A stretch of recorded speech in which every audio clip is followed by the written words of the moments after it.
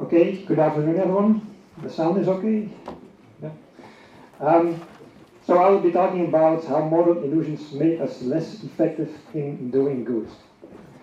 Now, you're all familiar with optical illusions. One line appears to be longer than the other. So that means our senses cannot always be trusted. But what about our intuitions, our judgments, our gut feelings? Can we always trust them? My claim is that there are moral illusions, spontaneous, intuitive moral judgments that are very persistent, but they violate our deepest moral values. They distract us away from a rational ethic, and they make us less effective in doing good. Okay? So, in my presentation now I will present a lot of moral illusions. I'm going fast through some of them, so bear with me. I will present a lot of information. I hope I can do it in time. Let's start with the moral illusion that I studied in my PhD research. So I did research on animal rights and discrimination more generally. Tobias already spoke about speciesism. That's an intuitive judgment that humans are more important than animals. Okay? Now you can think of all kinds of discrimination, racism, sexism, and so on, but I will use speciesism as an example now, because first of all, it's very persistent. You all are probably not racists, but a lot of us still have speciesist judgments in our culture. Yeah? And secondly, we see that, and that's one of the nice things of the effective altruism movement, a big part of this movement is also focusing on this animal welfare issue. So they are aware of this moral illusion of speciesism.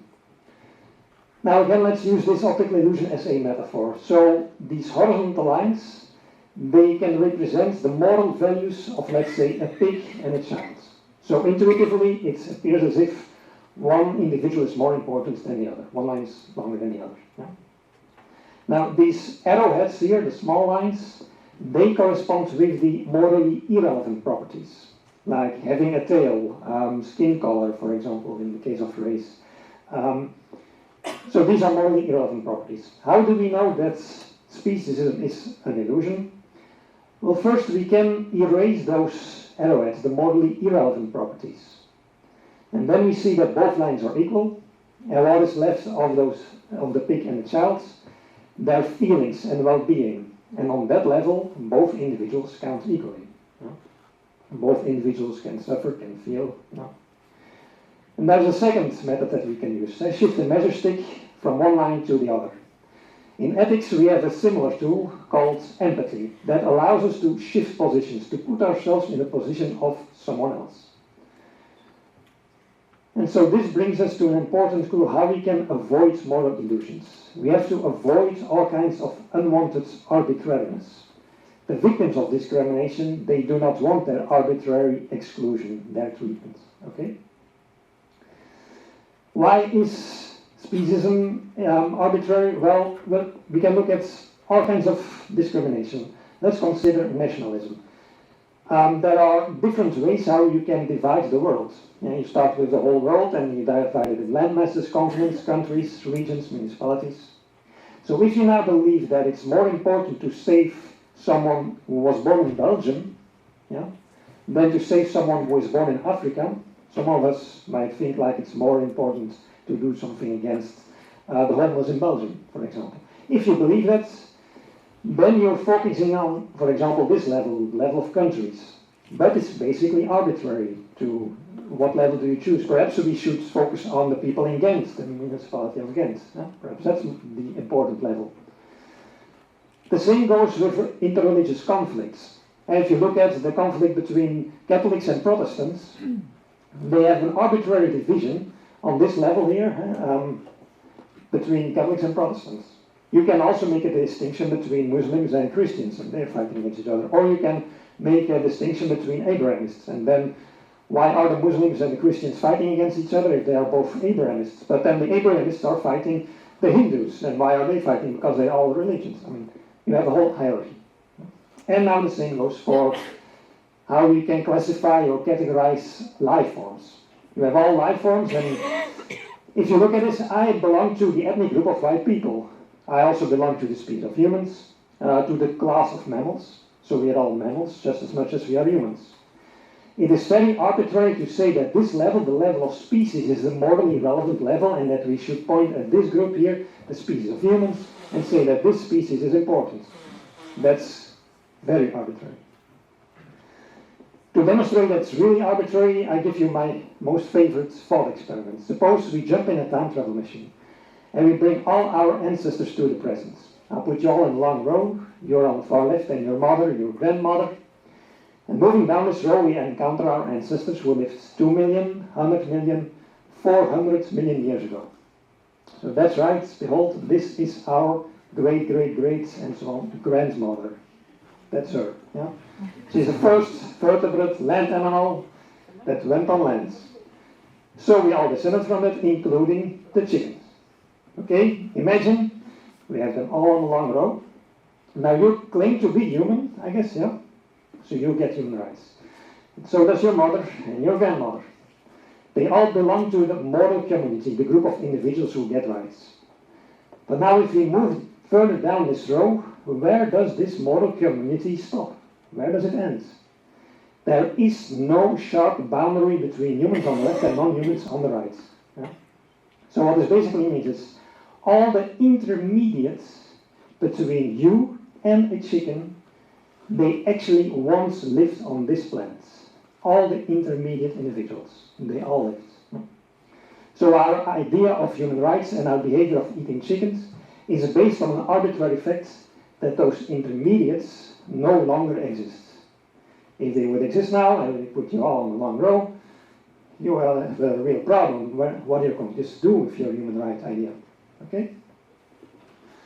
Let's move to another moral illusion. This is the irrational fear. So one danger used to be more dangerous than the other. As an example, suppose you can choose between two worlds. In the first world, that's our current world, where we have a smallpox vaccine. So we know we have eradicated smallpox due to the smallpox vaccine. But we still have interpersonal violence. We have war, terrorist attacks, rape, murder, things like that. Okay? The second world is a world with world peace. No interpersonal violence, no terrorism, no wars, but without a smallpox vaccine. You can choose between those two worlds. Who of you will choose the current world, the world with the smallpox vaccine? Raise your hands. Who would choose world peace world? Quite a lot. Perhaps we should first look at the numbers. The number of people dying from smallpox in the past was 10% of deaths in the past were due to smallpox. Only 1% is due to interpersonal violence. Now imagine, try to think about what this really means. It means that those people who invented and developed this smallpox vaccine, what they did is the equivalent of 10 times world peace. Okay? Now this is effective altruism. Those people, that's effective altruism. They realized 10 times world peace. That's only for a period right? Because smallpox will be solved eventually, world peace could answer. Yeah, this is the number of deaths of smallpox before the 70s. In the 70s, smallpox was eradicated. In the past, during the medieval ages and so on, 10% of deaths were due to smallpox. It is true that in this number, this 1%, that's the current situation. In the past, in the medieval ages, and before, this number was much higher, 10 or 100 times higher. Yeah? The number of the violence in the past was much, much higher than it's now. But now we think about terrorism and violence, that's 1% of the deaths. So if you choose now between smallpox or world peace, let's do the simpler exercise. You can choose between 7 worlds, one without violence, one without Ebola virus, one without AIDS, without smoking, without hunger, without accidents, and one, my favorite, without consumption of animal products. And so the question is, which worlds would you prefer? Which would be the best for humans? I'm not talking about the animals, that's in the previous talk. Which would you prefer? Let's look at the numbers. You can look at the loss of healthy life years. Yeah? So disability-adjusted life years, violence causes 1% of disability-adjusted life years, loss of healthy life years. Ebola, I won't mention it, it's very, very small. But still, people are very scared about this Ebola epidemic that we had. And then the other ones here, Now you can see here, I was amazed with this number here, 9% of loss of healthy life years. What this basically means is a recent study in year 2050. Look at 2050, a reference scenario where we are all omnivores. Let's take 1,000 people in 2050, 10 of them will die. Yeah? Now if you take in 2050 the vegan world, 9 of them will die. So that means 1 out of 10 causes of death will be due to too much consumption of animal products. Okay? So actually we should be more afraid of meat than that we should be afraid about Ebola, for example. So our fears are not always in line with reality. Another illusion, compassion, fate and psychonomic. Tobias already mentioned this. I will use this chessboard illusion as a metaphor again. It appears as if this grey area is brighter than this one. Yeah, you see it? I will demonstrate that's not the case now, they're both equally grey. Yeah. There's a famous experiment here. How much money are you willing to donate if you read a letter about Rokia? Rokia, that's a girl, 10 years in Africa, story, and you can save her with if you donate money. Other people, they read a letter about 2 children in Africa, Rokia and Musa. Yeah? How much are you willing to donate? You read stories. With Rokia, people are willing to donate 100 euros, let's say, and it appears that with those people who read letter B, yeah, they were willing to donate only 80 euros. So that means Rokia not even got half of what she got here. So when there are 2 people in danger, you give less than when there's only 1 person. Now this is really it's a bug in our empathic brain. Yeah? It's a bad program, this empathy thing in our brain. It's a bad program, yeah? Because why would Rokia receive less money, less than half, if there is another child next to her in danger? So you can use this as a metaphor. If there are other squares around this one, this appears to be brighter. It's a compassion fate. Our compassion becomes weaker when we see other victims around this first victim. So that's what Tobias mentioned, that the value of life saving decreases with the number of lives at risk, and that relates to scope neglect. Again, the experiments with letter A, there is an oil spill, 2,000 birds in danger, you can save those birds. With letter B, 20,000 birds are in danger. How much are you willing to donate? $80 for the first letter and 78 with the second letter. Now, why would this be lower than the 80? Yeah? If more birds are in danger, you would expect at least something more to donate. And then there's the identifiable victim effect. That's for me a very, very strange, important effect. Because I always dreamt about really saving a life. I would really jump into the water, save a drowning child. I would really do a lot of it, risk a lot to do that. Yeah? It would be amazing. Can you imagine? Jump in the water, you save his life, you know you've saved this child. For the rest of your life, you know you did it. Yeah? So that's what I did a few weeks ago. Yeah, I really did it. I donated 3,000 euros to the Against Malaria Foundation, familiar with you. And so the study says that you can save a full healthy life if you donate it to the Against Malaria Foundation for 3,000 euros. But why doesn't it feel the same? Yeah? Well, this is because this victim, this child in Africa that I've saved, I don't know it. I can't put a face on him or her, and that person will never know me. Yeah? It's an unidentified victim. Yeah? With this drowning child, I know what I've saved, I realize I know it. Yeah? So we have here 2 black circles, but this circle appears to be bigger than this one.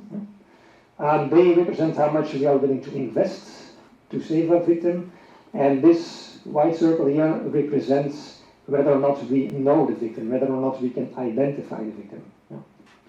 So I would feel much more happy if I could really jump into the water and save a life, but now still what I did is actually the same. I've saved the life of a child. The life of the child that I've saved in Africa, that's for me just a statistical number. It's just a number. but in reality, in Africa, there's something happening there, and I consider it as equally good as saving a drowning child. Next illusion, that's the zero risk bias. Suppose there are two diseases.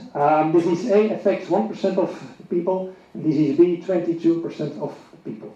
And you have a choice between two vaccines. Both diseases are equally bad, and you cannot take both vaccines, okay? You have to choose between them. Vaccine A reduces disease A with 100%. So a complete elimination, from 1% to 0%. Complete elimination.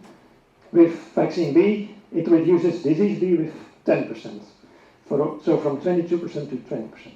Okay? Who of you will choose vaccine A? Who would prefer vaccine A? Raise your hand.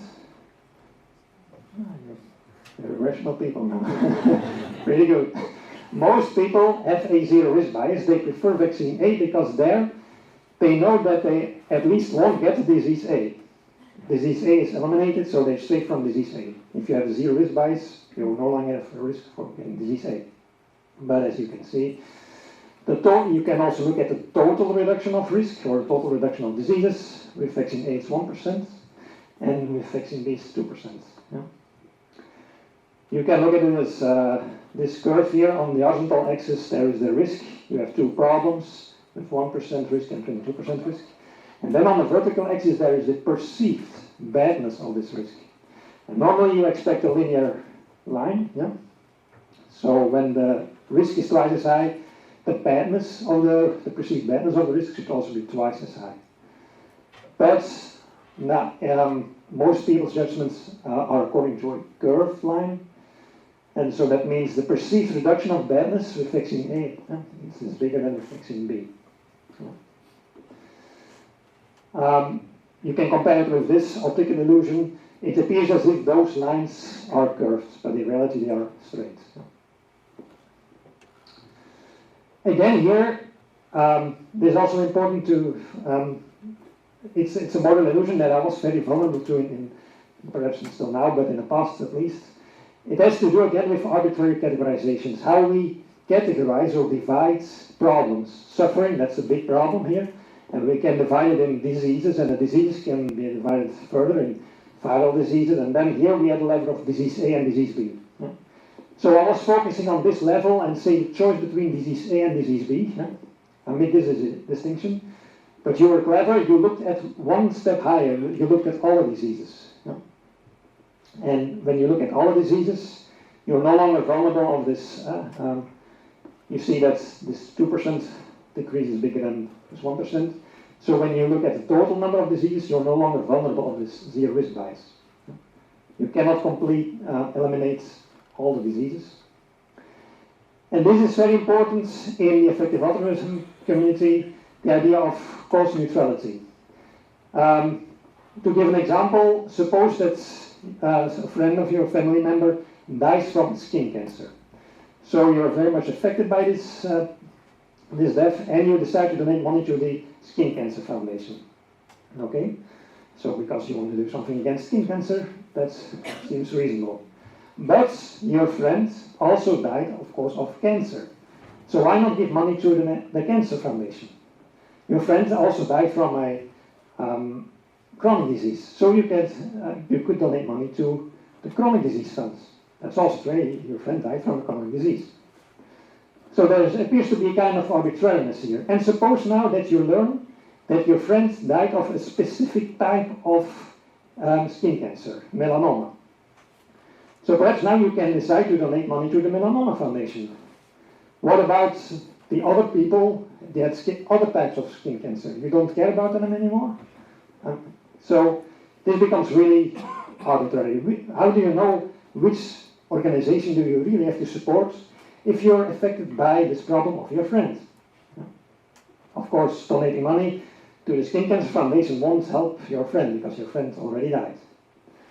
So perhaps the best thing to do is say, my friend had a problem called disease, and let's do the most effective thing against this problem called disease. And then you can give money to GiveWell, for example. They look at all the diseases They are neutral about all types of diseases. They don't care about how you call the diseases, how you divide them. They look at all the diseases and they say the most effective thing you can do against a bad disease is donate money to against Malaria Foundation, for example. You understand this idea? That so you're affected, emotionally affected by this problem. Your friend died of skin cancer, you decide to donate money to Skin Cancer Foundation, but be aware, there's an arbitrariness involved here. Framing effects. Framing effects deal with that your response depends on how you frame the problem or formulate the problem. I can ask you the question, do the arrows point to the left or to the right? Yeah, it depends on what you focus on. This is a famous example of the Asian disease problem. You have to choose between two interventions. In intervention A, 200 or 600 lives will be saved. Intervention B, there's a 1/3 probability that all 600 lives are saved. Okay. So which would you choose intervention A? The 200 or the 600 lives? Intervention B? No? Okay, that makes sense. If you look at the expectation value, the expected number of people saved is 1/3. Yeah? So if you take the probability times the number involved, it's 1/3. Yeah? Okay? But most people of you have risk aversion. That means if you choose intervention A, you're sure to save at least 200 people. With intervention B, your risk of saving no one. You have a probability that no one is saved. Yeah? If you want to avoid this risk, if you are risk averse, you prefer intervention A. Okay, let's move to this situation here. Intervention C, 400 or 600 people will die, and intervention D, 2/3 of the probability that all 600 people will die. Expectation value again the same. Who of you prefers C, intervention C? And who of you prefer intervention D? More hands, okay. Some of you might have noticed that that A and C are the same, and D and B are the same. So remember here, most people of you who are risk averse preferred intervention A. Yeah. But when I frame it differently, here it's in numbers of lives saved. Here I put people dying, number of lives, number of deaths. Yeah? And here, most people prefer intervention D. That was the case in the group. So if you are risk averse, be careful with this, because if you frame it differently, your risk aversion might switch, and then it will not be rational anymore. Again, another example of framing is futility thinking. You can choose between two interventions. A helps 1,000 or 3,000 people. B helps 200 of 100,000 people. Who prefers intervention A? Of course, you're already rational on this part. Most people prefer intervention A because B appears to be more futile. Only 2% of people saved, that's not much.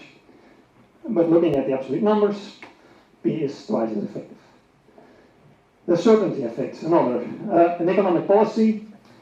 With policy A, everyone receives 1,000 euros, a basic income kind of idea. With policy B, there's 50% of the people receive 3,000 euros, the other receive nothing. If you look at total income increase, B would be better. Yeah? Okay. Now, what do you prefer policy A? Majority, I guess. Policy B? Not much indeed. Okay, most people prefer policy A. And why? Because you all have an inequality aversion. With policy A, even though the total income, the total GDP is lower here, everyone receives 1,000 euros, so everyone is equal. No? But now, what I didn't mention is actually this is the policy of one country. Suppose we have a world with 10 countries, and you arbitrarily apply this policy to one of those 10 countries. Now, then I will formulate it in this way. Policy A, 10% of people will receive 1,000 euros. Policy B, 5% receive 3,000, and 95 receive nothing. So 1/10 of the total population was treated with this policy. No? So now that the statistics appear to be different, actually the situation within this country is the same, but now most people prefer policy B. Then there is the problem of existential risk. When I first learned about effective altruism, I saw that there was some interest in effective risk reduction, and I thought it really weird. Until those people explained to me that it's at least very rational to do something about it. What's the idea? Suppose we have an existential threat, something that wipes out all intelligent or sentient life on Earth. An asteroid impact, a pandemic virus that kills everyone, super intelligent robots that will dominate the world, whatever, runaway global warming, things like that. Okay, an existential threat. The probability is very low. Let's say it's 0.100. Now you have to imagine the numbers of lives that are at stake here. It's an existential threat, so we have to compare two worlds. In one world, there is this existential threat in the next century, so we are wiped out. No one survives. In the second world, we avoided this existential threat, and so for thousands of future generations, and each generation contains billions of people, there will be billions of people in the future, in the second world. In the first world, no future, no one lives. Okay? So the number of lives at stake is a very, very, very big number. Yeah? That's the whole future. Now you can calculate the expected numbers of lives lost due to this existential risk. That's probability times the number of lives at stake. A very big number. Now the idea is, suppose you can reduce this existential risk with 1%. It doesn't seem to be that much. A 1% reduction, that's something like you have a probability of 0.0099. Probably you won't see a difference here, you have kind of scope neglect, you don't realize what this means. A very small reduction, it seems futile. But let's calculate the new expected number of lives lost. Okay, yeah, that's a very big number, sure, yeah. You won't see a difference between those two numbers, I guess. But now let's consider the difference between those two numbers. And that's actually the expected number of lives saved. So if you take the difference, you end up with still a very, very, very big number. You realize what this means? It seems a very weird, counterintuitive argument. How can such a small 1% reduction of an existential risk be so important that the expected number of lives saved is billions of people? Yeah? Anyway, it's very difficult to give a reasonable counter-argument against this, and that is the reason why within the effective altruism community, there is such an interest in reducing these existential risks. And also because the study of reducing existential risks, it's pretty much neglected. No one else is talking about it. Yeah. Do you use that as an argument to prioritize raising money for the environment above everything else? Some people within the effective altruism community say we should, kind of 100% prioritize reduction of existential risk. But it depends, and then here we come to the next thing, on your population ethics. Population ethics, that's a branch of ethics, more of philosophy, that deals with variable populations. So with here, the example here, you have difference between a lot of people here and no one there, variable populations. But now I have to warn you, population ethics is the most tricky field in ethics. It's a landmine. You will explode, you have all kinds of counterintuitive judgments. Suppose, for example, what people do here is maximize total well-being. Suppose that's what you want to do. Your value is maximize total well-being. It's possible, it's not unreasonable at least. But then we have the repugnant conclusion. You start with a population of very happy people. So a big population of very happy people. Let's say level 10, very happy. Now you can switch to a next situation. You double the population, so you add another group of still rather happy people, level 8. Now, still lives very much worth living. Most people say that situation B is at least as good as situation A because no one can complain here, no one's well-being is lost. And yeah, the total well-being almost doubles. Okay, it's an improvement. Yeah? Okay, then third situation, you can equalize them. Everyone receives level 9. Most people say that this third situation is better than the second because you have inequality aversion. Total well-being is the same, but here everyone is equal. Okay, if you have inequality aversion, the first situation is better than the second is better than the first. With me, okay? Let's repeat this process. Double a population, adds another group, equalize them, double, equalize, and eventually you end up with a very, very, very, very big population where everyone has a small but still positive well-being, level 1. A life barely worth living. Yeah? But still worth living. Yeah? Barely worth living. So if you always increase the goodness, so this is better than that, okay, then this final situation should be the very best situation. So there's kind of an intransitivity problem, because I heard you laughing, that might mean that no way that this situation is better than the situation that we started from. Yeah? You have everyone very happy, and in the end, everyone barely worth living. So you always increase step by step the situation, and you end up at something worse. So that's why population ethics is really tricky. Yeah? I won't go into details. You can look up studies of philosophy, textbooks, and so on. But to answer your question, most people then say, okay, let's not maximize total well-being, let's maximize something else, and then you have other priorities. Yeah? But I won't go into detail there. Do I have time for one more revolution? The final one, status quo bias. Of course, these are not all the moral illusions, there are many more. I'm planning to write a book on them, and I have many more moral illusions. Status quo bias, I mentioned this because two philosophers, Nick Bostrom and Toby Ord, they are famous within the effective altruism community.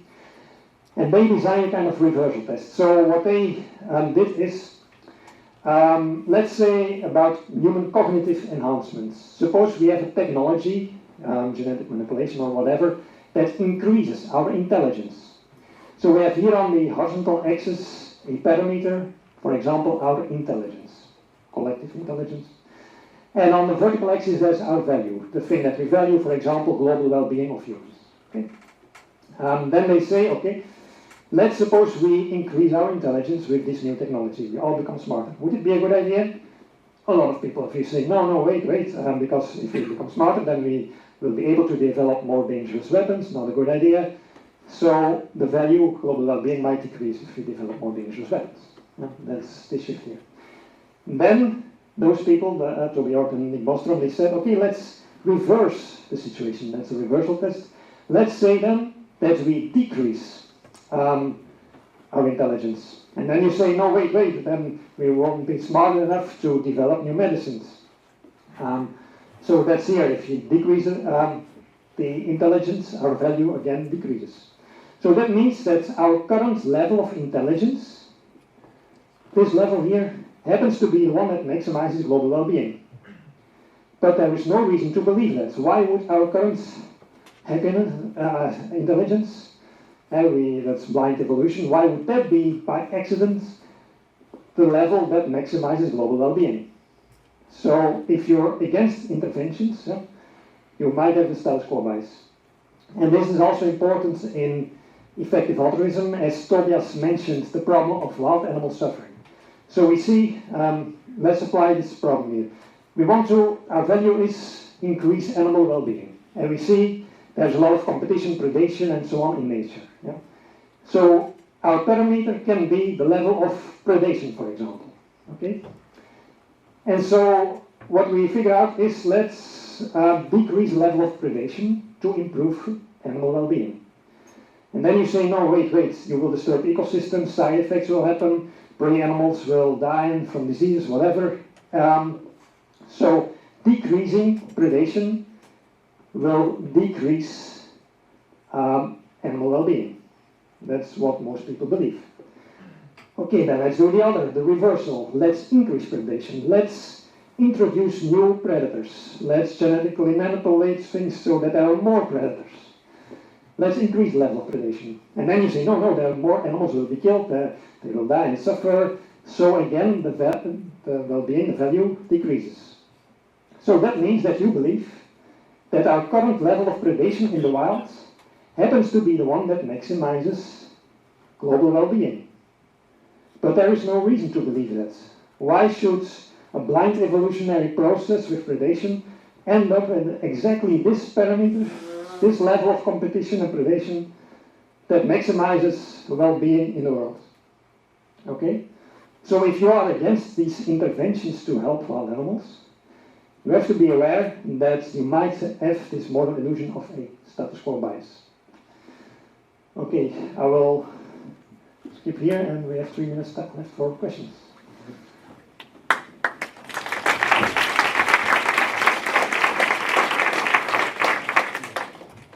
Any questions? Any questions?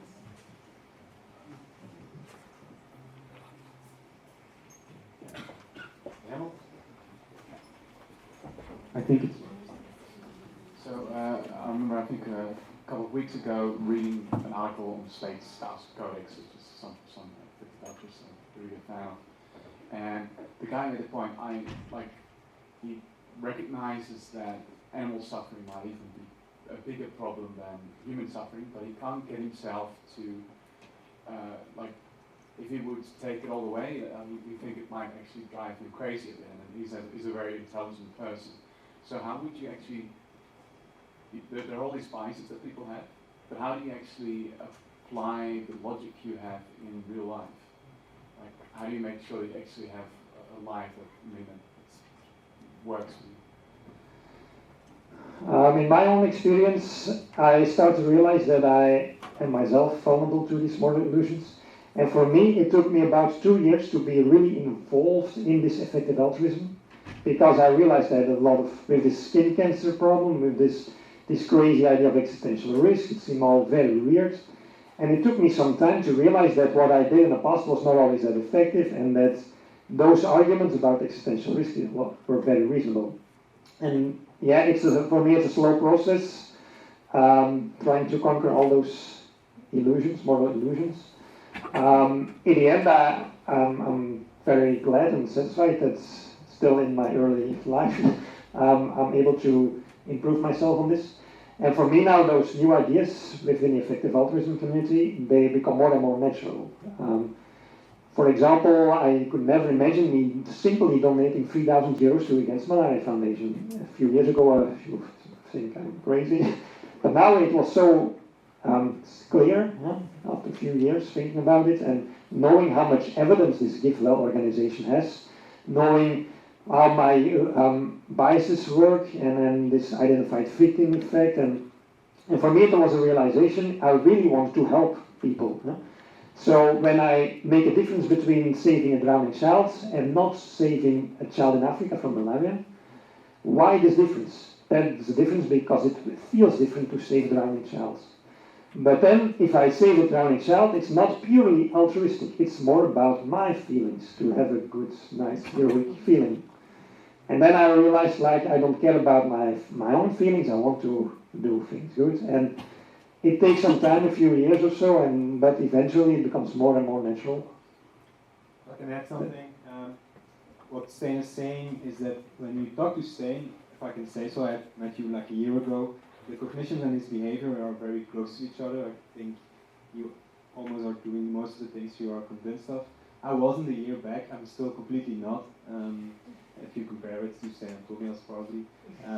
But I did some changes, and I think today can be a starting point to have a social community of effective altruists in Belgium, supporting each other in this behavioral change.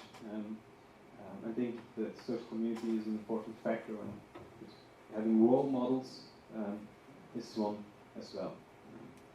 But emotionally speaking, it's some tough nuts to crack. I'm doing altruistic things for more than 15 years.